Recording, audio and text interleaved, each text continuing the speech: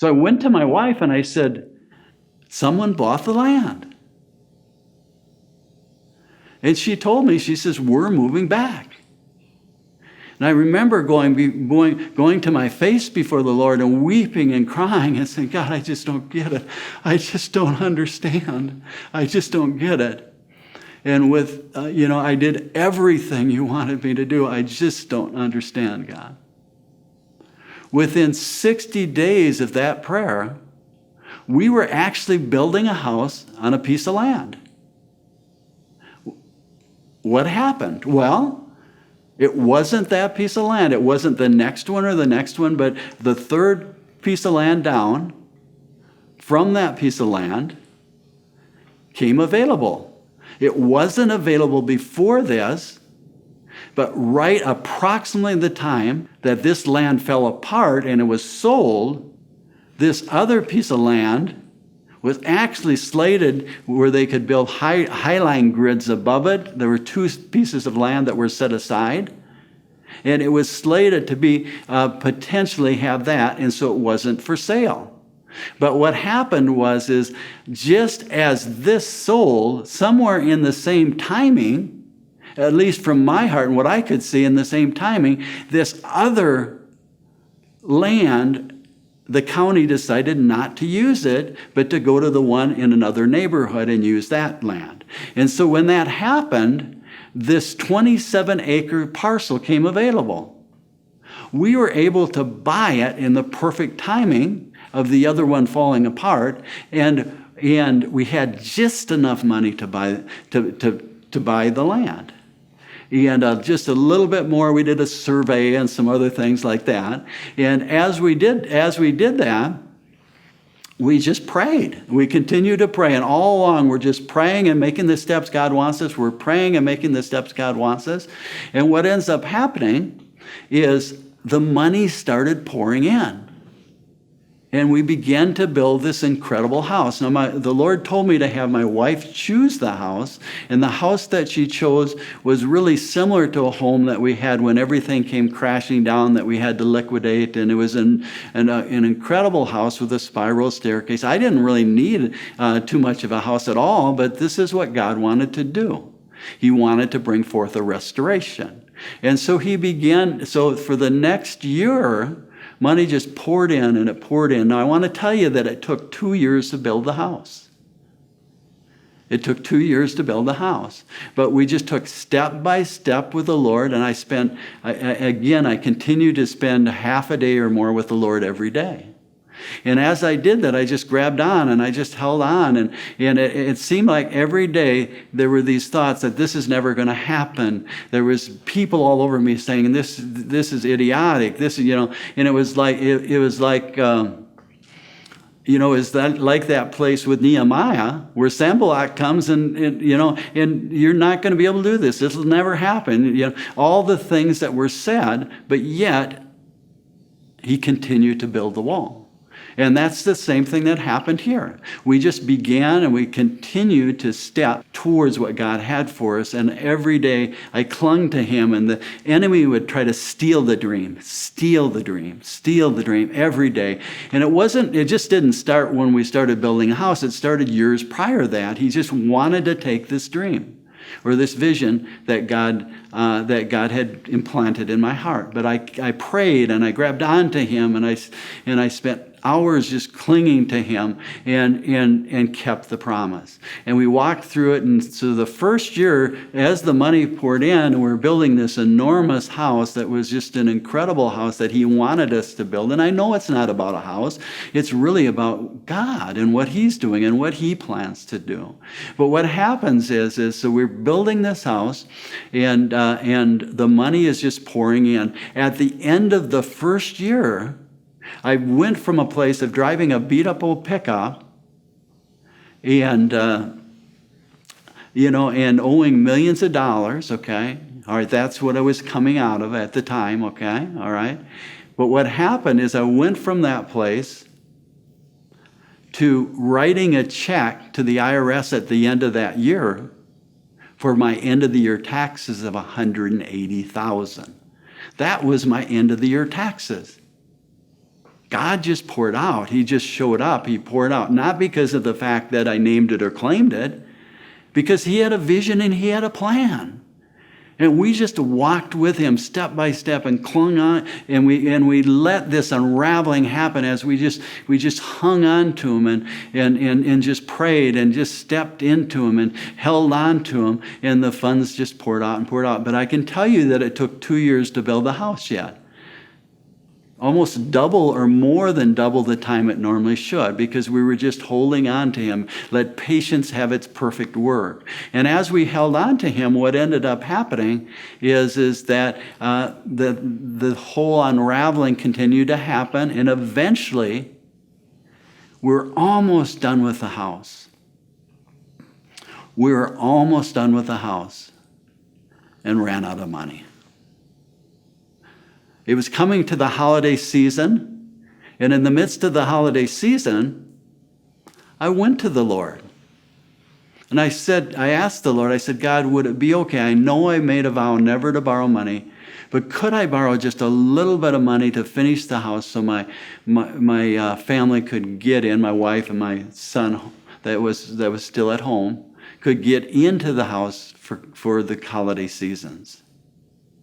And I felt like I got a release. And so what happened is I went ahead, and the banks, of course, were glad to loan me money because I didn't owe any money. It had been at that point in time 10 years since I had borrowed any money.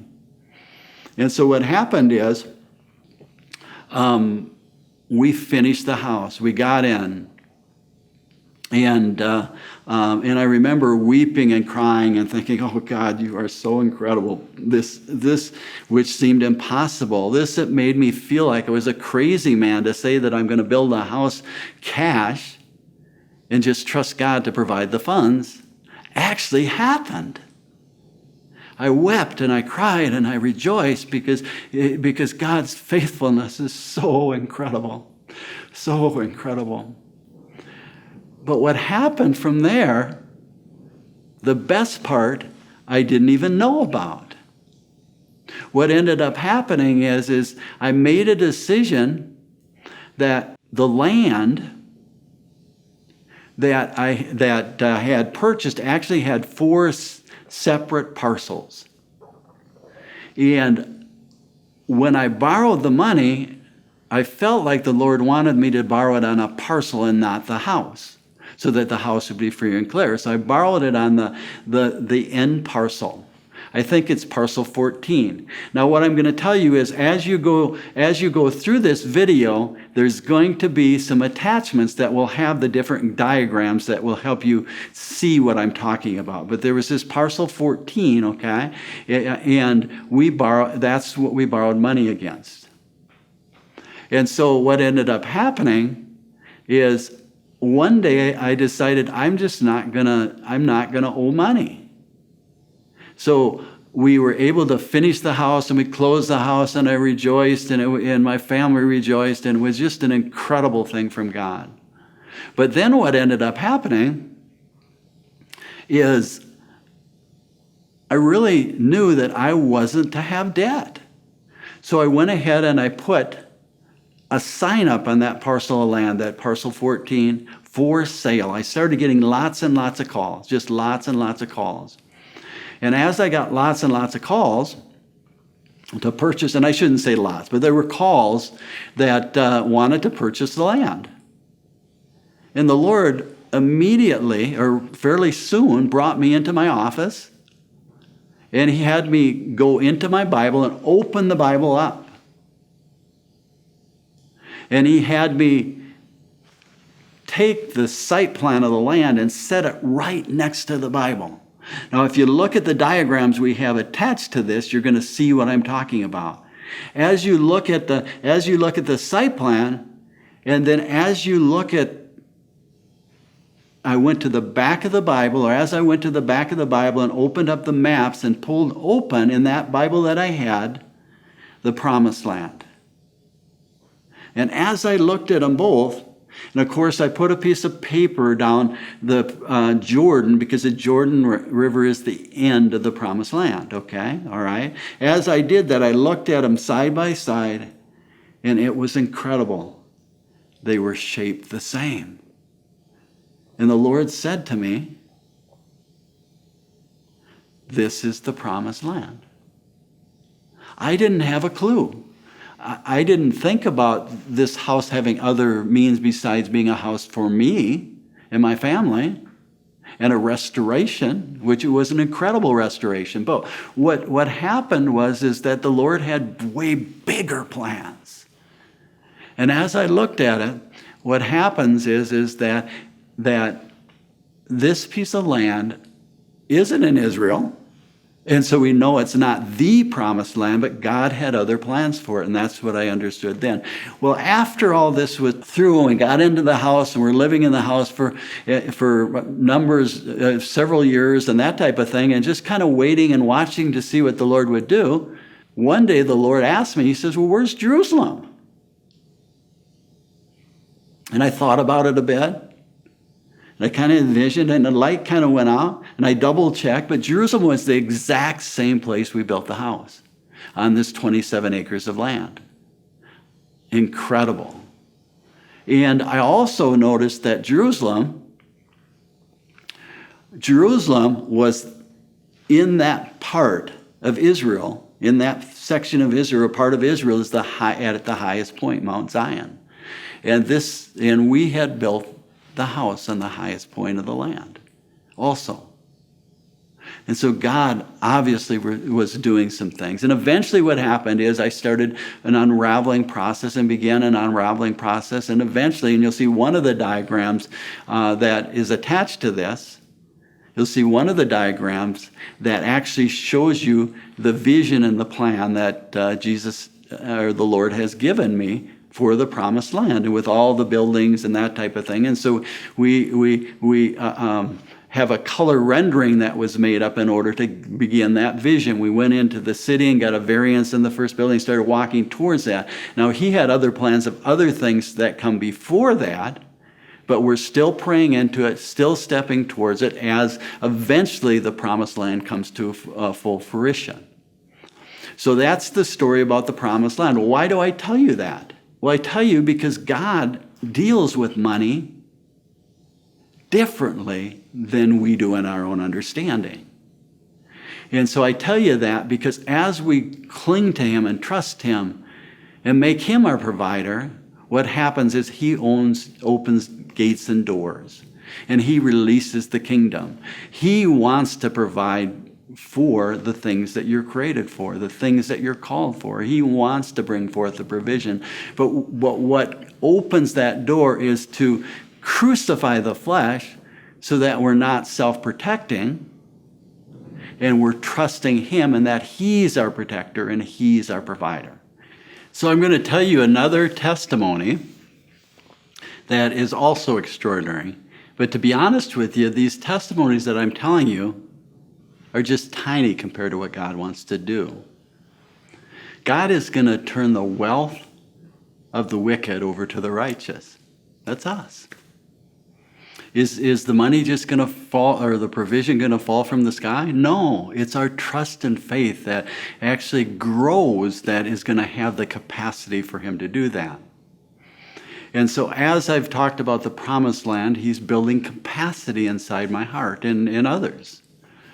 And as I speak about this next testimony, it's just another area that God moved and released provision in a supernatural way. And what that does is it helps me trust more and more because he constantly wants to get me to a deeper level of trusting him. And he wants to get all of us to a deeper level of trusting him so that he can release the promises. Lots and lots of us have had words about that God's going to release extraordinary provision through us. But there's this unraveling process that I'm talking about that's part of it. We are part of the process. We are part of that crucifying the flesh. And in those places in our heart that are self-protecting, that they can be crucified, they're called flesh. And the healing of the broken heart. that our heart would be healed and we would trust God more and the flesh would be crucified. And when that happens, we have further and further capacity. And part of our part is stepping through our flesh and grabbing onto God and saying, God, I'm going to trust you. If I die, I'm going to trust you. If I have no food, no shelter, no clothing, I'm going to trust you, God. I'm just going to trust you. And we cling on to him and we make those steps and we trust him.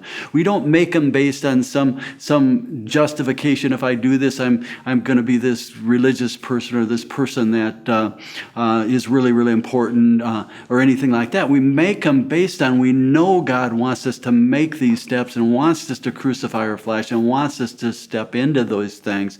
And as we step into them, we know that they're impossible, but we just hold on to them and weep and cry and just continue to make those small steps and continue to make those small steps and grabbing onto them and praying and holding on and saying, God, I'm going to trust you, God. I'm going to trust you, God.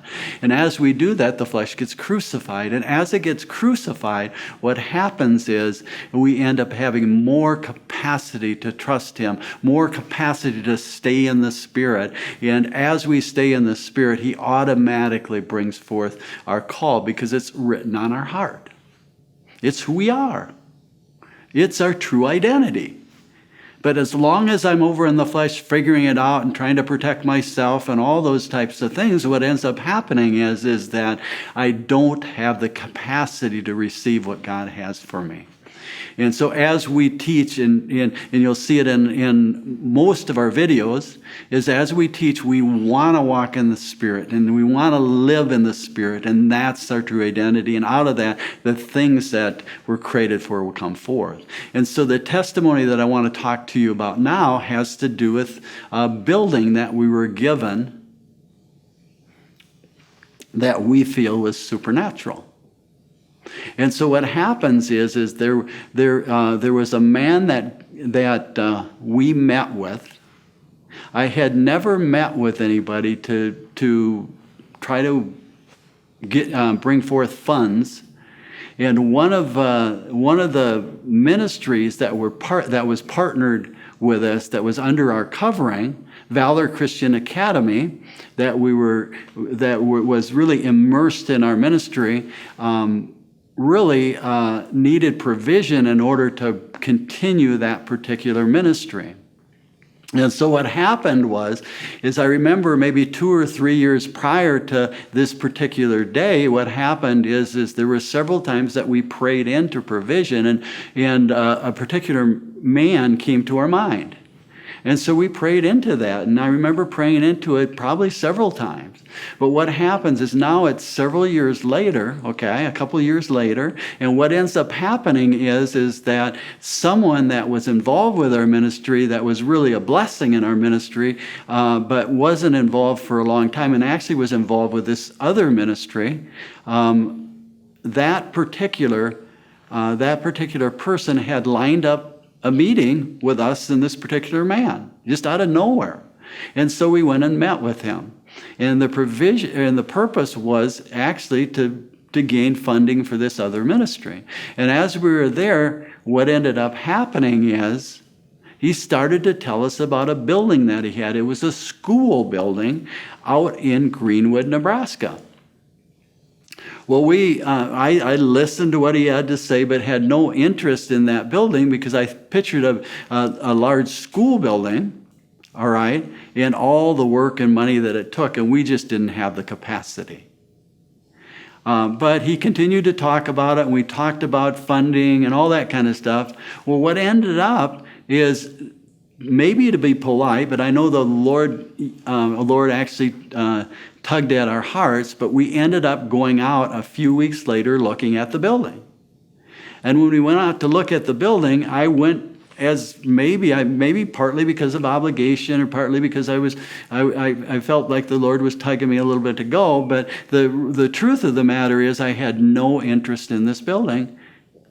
And so we get out to the building, and as we go into the building, you know, the locker rooms were real kind of grungy, and there was just some things about the building that there just was no interest. But as I walked through the building, the gymnasium was kind of nice, And then as we go up into the other rooms, I realized that the upper level had been finished. And I realized that it was almost, you had lots of bedrooms, and you had a couple of kitchens and lots of big living areas, like what I would call large potential worship areas and things like that. And so this building had actually been finished by someone else who made it into a store, and they sold collectibles in the store. Well, and as I'm looking at the building, I get to the second kitchen, and when I'm in the second kitchen, the Lord begins to talk to me. Now, I'm gonna backtrack a little bit and come back to that very moment. What happened probably 9 months prior is we were praying. And actually, I was praying, and when I was praying, the Lord told me to make up a sign. That sounds familiar, doesn't it? He told me to make up a sign, and he had me put on the sign, "Give away your home to One Whole Heart Ministry and change the world." And then he had me put on the back of the sign, "Give away your car to One Whole Heart Ministry and change the world." Now, when he told me that, it was just kind of a tough thing for me, because that's a pretty bold sign, wouldn't you say? The truth is I did it because the Lord wanted me to do it. I made up the sign, all right? And at that point in time, it was winter out, and when in the midst of winter, what happened was you couldn't really get signs down on the ground very much, but there was a couple of people in our ministry that took the signs out. And I know one sign actually went and was put in the Memorial Park area in Omaha. So somehow or another, they brought that sign and put it out. So now what ends up happening in all this is the sign really had a purpose. It wasn't that we were trying to get people's homes or anything like that, but our ministry has a history of people stepping into it and saying, "God, I'm going to trust you for money. I'm going to trust you for money." There was, people in our ministry, lots and lots of different people in our ministry that just trusted God for money. Now, those people are out releasing the kingdom and out ministering and out doing what they're created to do, but they need food, shelter, and clothing. And so really the sign was about them having food, shelter, clothing, and transportation. And so what ended up happening is I made up the sign, and we actually put it in place. So that's part of that unraveling that we're talking about. Now, we didn't know it connected, but now I'm sitting in the kitchen of this Greenwood building, and the Lord talks to me. And he says, "I'm starting to fulfill the sign." And I began to weep, because I felt like I got blindsided, and the Lord talked to me, and I wept, and I knew that he was in this. And as I wept, I mentioned it to Rachel, who was who was there, as well as the man I'm talking about. We're going to call him Bill. And so what ends up happening is I mentioned it to both of them, and Bill says to me, he says, "Well, I can't say that I'd give you the building. I need someone to be able to have the funds to be able to continue to develop it out and fix it up and that type of thing." And at the time, being in the Spirit, I said to him, "You're not going to give us the building unless the Lord talks to you, because we aren't that ministry you're talking about."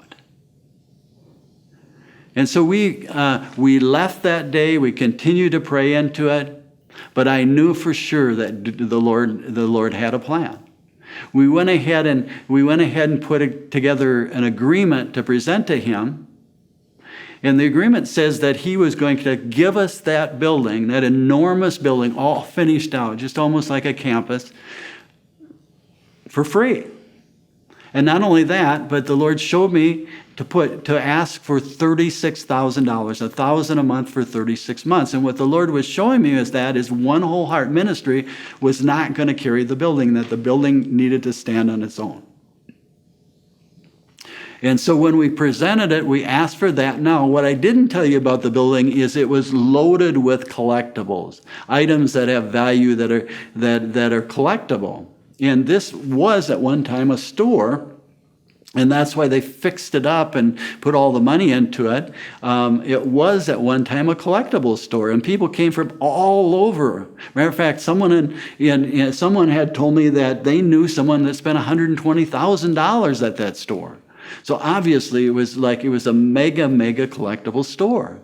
Now, I didn't know anything about that, but as we're in there, we've seen all the collectibles. And so what ends up happening then is we put in the offer and ask for all the collectibles that were left, and it was loaded with collectibles. And so what ends up happening is that as we presented it to Bill, what ended up happening is he said, well, he's not going to be able to respond to us right away. It might be a month or so before he can respond to us. And so 2 weeks later, we get a phone call. And the message was, I decided to give you the building. But the $36,000, the $1,000 a month that you asked for, I want to give it to you up front. And so we said, yeah, that would be great. That's awesome. Thank you. And then what ends up happening is there was in that phone call, there was a decision we had to make. Do we tell people about this? Or do we wait? And what we decided to do is not to focus on the gift, because we didn't own the building at that time, but focus on the giver of the gift. And so we decided to continue to pray into it as though it hadn't happened, and thank God for what he's doing. And if it is the building, we thanked him for that, and we just continued to pray into it. And eventually, we got to the place where we closed on the building. But prior to that, he brought us out and met us at the Greenwood building with a number of people within our ministry, and we sat down, and he said he really was having a difficult time inside, and we were in the gymnasium, and he sat us all out in the bleachers, and he said, I just couldn't sleep the last night or two. Now, I don't remember if it was last night or 2 nights when he said it, but what happened is he says, I couldn't sleep. I've got to give you more money. And so before he left that day, I talked to him in one of the rooms, and he said he would give us up to $100,000. We didn't ask for it, but the Lord prompted it on his heart. Now, eventually, he gave us $65,000, and the other money was taken care of in a different way. But I asked him that day, I said, well, what about the collectibles, all the collectibles that were in the building? And at the time, he said, well, not only are there collectibles in the building, but there's a semi-truck beside the building that's packed with collectibles. And so, so he said, we're gonna keep those and sell those. So what happens is, before I leave that day, he brings me into his SUV, and when he brings me into his SUV, what ends up happening is he says, okay, I've decided to give you all the collectibles in the building, but the ones in the truck, my daughter's gonna sell. I said, okay, great, well, thank you. He says, but you need to pay us half if we do that. You sell them and pay us half. And I said, okay, we'll do that. That'd be great. And so God was looking out for our monthly provision and paying the bills and everything like that, not only with the $36,000, but with the collectibles. And so then what ends up happening is that we're at a place where we close on the building, and we're just incredibly thankful that he had given us the building. And what ends up happening is, after we close the building, what happens is he had a man that was in the building that was actually taking stuff and putting it in boxes and bringing it out to the truck of the collectibles. And I thought, well, he's taken our stuff. And so as I thought that, and I may have mentioned it to someone else, And then the Lord grabbed my heart, and I just began to pray. And I said, God, and I forgave those that were involved. And I repented, and I told God, I said, God, if there's not one collectible in the building, if there's not one collectible that we have, and that's your plan, we don't need it. Thank you for the building. I don't. If your plan isn't for us to have the collectibles, then you can take them all. Just we're just thankful for the building. But if this is your plan, God, and we're supposed to have these collectibles, then release them all to us. And that was my prayer. Now what ends up happening is I end up going out to Bill's office, okay? And when I went to Bill's office, what ended up happening is I brought a gift to thank him for the building. And as I went and brought this gift to him, he said to me, I've got good news for you. And I said, well, what? And he said, well, the good news is that I've decided not only to give you all the collectibles in the building, but I'm going to give you all the collectibles in the truck also. You just pay us half. And at that time, I realized that as I released them back to God, then God gave them all to us. He did. He actually fully answered my prayer, didn't he? And so as time went on, we began, and it was just maybe a couple weeks going by or whatever, and we brought the first check out to him. I think it was like $50 for his half because we sold maybe 1 or 2 items or something like that. And what ended up happening is when I got out there, he told us that we didn't have to pay him half anymore, that we could keep it all. And so that's the testimony on Greenwood. And that's another testimony that maybe to lots of people would be enormous. To me, if I look at the promised land in Greenwood, those are gifts of somewhere between $700,000 and $1 million that God had released to our ministry in each one. And so God was moving in incredible ways as we stepped towards, as we unraveled, and as we trusted him. And so as we position our hearts to trust him, then he releases the promises. Thank you.